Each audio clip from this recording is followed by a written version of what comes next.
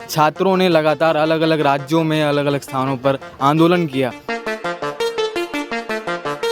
कि युवाओं के भविष्य के साथ इस तरह का खिलवाड़ देश की सरकार ना करे। तो 12 घंटे के अंदर बदल दिया गया। तो भिलाई के विधायक देवेंद्र यादव जी जो है आते ही यहाँ पर जो है नीट के इतने बड़े मामले पर जो अपनी प्रतिक्रिया सामने लाई है। इसको गंभीरता से लेना चाहिए, इसकी सीबीआई जांच करनी चाहिए और इस पूरे प्रकरण को स्पष्ट रूप से लोगों के सामने रखना चाहिए। नीट 2024 स्कैम पर लगातार पूरे देश भर से प्रतिक्रियाएं आ रही हैं, चाहे वो प्रतिक्रिया किसी छात्र का हो या फिर शिक्षक का हो या फिर उन जिम्मेदार लोगों का हो जो नीट के एग्ज़ाम को लेकर काफ़ी ज़्यादा अग्रसर रहते हैं और लगातार एक्टिवनेस दिखाते आ रहे हैं। वो एनटीए के संस्थान हो या तमाम वो लोग जो नीट की तैयारी के लिए अलग अलग कोचिंग संस्थानों पर प्रमुख बनकर बैठे हुए हैं। लगातार छात्रों की तरफ से ये खबर आई कि अलग अलग राज्यों से संगठन द्वारा आंदोलन किया गया, उग्र आंदोलन किया गया, उसके बावजूद भी एनटीए द्वारा कोई खास रिस्पांस सामने नहीं आया। भिलाई शहर में भी नीट को लेकर बड़े घोटाला जो है सामने आया और हमने जो है कवरेज करने की भी कोशिश की। एक छात्रा जिसका नाम हिमानी गौतम है, उसके ओएमआर शीट को बदल दिया गया 12 घंटे के अंदर और उसके रिज़ल्ट को भी बदल दिया गया। इस विषय पे हमने खबर भी बनाई है जो काफ़ी लोगों ने देखा, काफ़ी लोगों ने इस पर प्रतिक्रिया भी करी है। और जो भिलाई को एजुकेशन हब कहा जाता है, उस एजुकेशन हब में ही कम से कम सैकड़ों बच्चे इकट्ठा होकर नीट के इस स्कैम पर आंदोलन करने के लिए, कैंडल मार्च करने के लिए सड़कों पर उतर आए थे। वो खबर भी हम आपको जो है लगातार दिखाए हैं। इस मामले से जुड़ी खासकर भिलाई शहर में क्या क्या खबरें हैं, क्या क्या यहाँ पर देखने मिल रहा है उनके छात्रों को, जो छात्रों के साथ इस प्रकार की घटना हुई है, जिनके रिज़ल्ट के साथ बदलाव किया गया, ओएमआर शीट के साथ बदलाव किया गया, वो सारे अपडेट्स हम आपको लगातार दिखा रहे हैं। इसी कड़ी में जुड़ते हुए भिलाई शहर में भी एक आंदोलन देखने मिला जहां पर नीट के उन विद्यार्थी जो लगातार रोड पर आकर आंदोलन किए, कैंडल मार्च किए।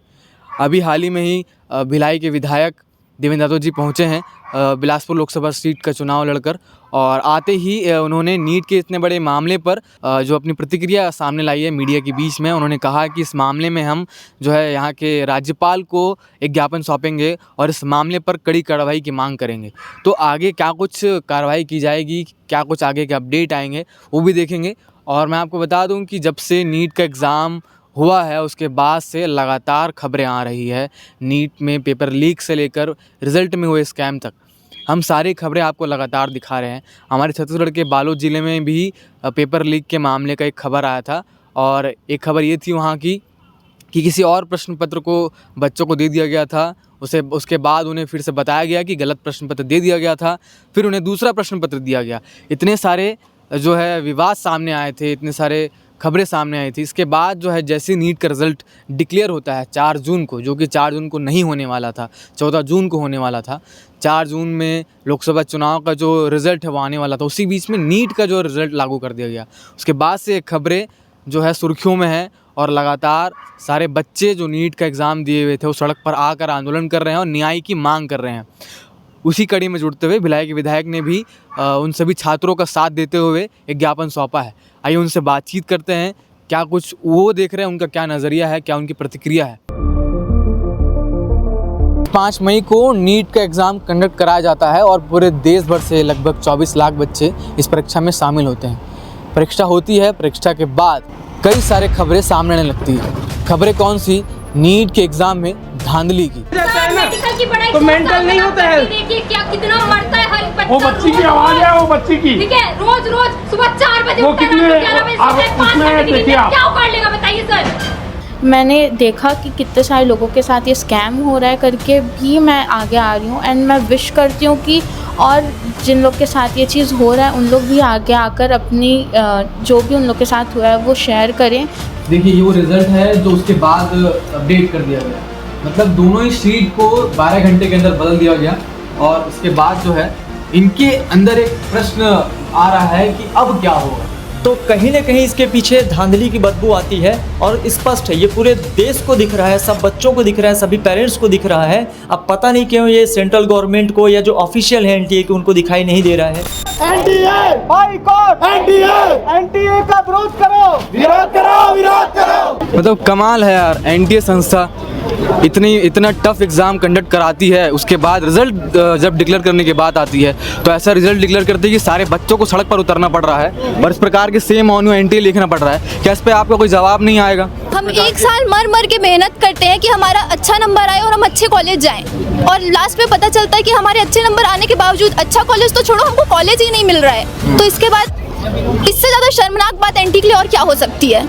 मैं उन जिम्मेदारों से पूछना चाहता हूं कि वे इन बच्चों को प्रोटेस्ट करते हुए देखना चाहते हैं उग्र लेवल पे, उसके बाद इन्हीं पर इल्ज़ाम लगाना चाहते हैं। क्या इस बात को खींचा जाएगा, राजनीति तक ले जाया जाएगा, क्या किया जाएगा? क्योंकि इतने सारे परिणाम रखने के बाद, इतने सारे प्रूफ रखने के बाद आप लोगों की तरफ से कोई रिएक्शन नहीं आ रहा है, बच्चों को सड़क पर उतरना पड़ जा रहा है।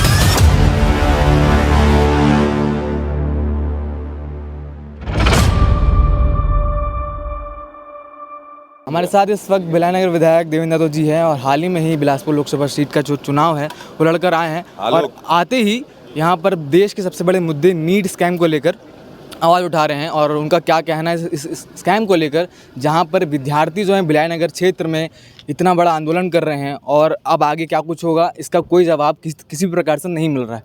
आप क्या कहना चाहेंगे इस विषय पर? हमने माननीय राज्यपाल महोदय को नीट एग्ज़ामिनेशन में जो गड़बड़ियाँ सामने आई हैं और युवाओं की जो मांग है उसको देखते हुए हम लोगों ने इस पर एक लेटर राज्यपाल को लिखा है और हम देश की सरकार से ये उम्मीद करते हैं कि युवाओं के भविष्य के साथ इस तरह का खिलवाड़ देश की सरकार ना करे। जिस तरीके से एक एग्ज़ामिनेशन अचानक से 4 तारीख को उसका रिज़ल्ट आना, जिस दिन लोकसभा के रिज़ल्ट्स आने थे, पूरा देश लोकसभा चुनाव की तरफ मुड़ा हुआ था, उनका इंटरेस्ट और उनका रुख, और अचानक से रिज़ल्ट 4 तारीख को आ जाते हैं। इसके बाद जो रिवर्स मार्किंग की बात की जाती है उसके आधार पर 720 मार्च में 719 आना संभव नहीं है। इसके अलावा बहुत सारे और आरोप लग रहे हैं जिसमें एक ही इंस्टीट्यूशन के बच्चों का मेरिट में आना या एक ही तरह के नंबर की बात है। तो ये सब ऐसे सवाल हैं जिसका जवाब कहीं ना कहीं आयोग दे नहीं पा रहा है, जिसके तहत ये लगता है कि इसको गंभीरता से लेना चाहिए, इसकी सीबीआई जांच करनी चाहिए और इस पूरे प्रकरण को स्पष्ट रूप से लोगों के सामने रखना चाहिए। लगातार वो प्रेस कॉन्फ्रेंस हुआ था हाल ही में नीट के एग्ज़ाम को लेकर, उसमें भी उन्होंने सारे इल्ज़ामों को ठुकरा दिया। ये कहा कि लगातार सारी चीज़ें की जा रही है, ऐसा कुछ भी नहीं हुआ, पेपर लीक से भी उन्होंने मना कर दिया।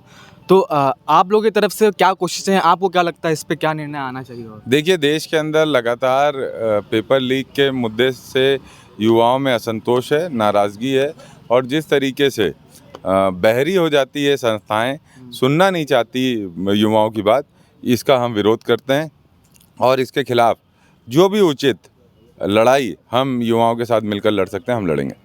धन्यवाद। तो भिलाई नगर के विधायक देवेंद्र यादव जी ने नीट के सबसे बड़े मुद्दे पर जो कहा आपने सुना होगा और इस विषय को लेकर लगातार हर क्षेत्र के लोग आवाज़ उठा रहे हैं। छात्रों ने लगातार अलग अलग राज्यों में अलग अलग स्थानों पर आंदोलन किया, उसके बावजूद भी इसका जो निष्कर्ष है अभी तक निकल नहीं पाया है। अब जो है ये बात जो है राजनीति तक पहुंच चुकी है। अब राजनीति द्वारा क्या इसका हल निकाला जाएगा, एनटीए इसका क्या जवाब देगी, क्या आगे क्या अपडेट आएंगे, लगातार हम आपको दिखाते रहेंगे। केपी न्यूज़ को सब्सक्राइब करिए। धन्यवाद।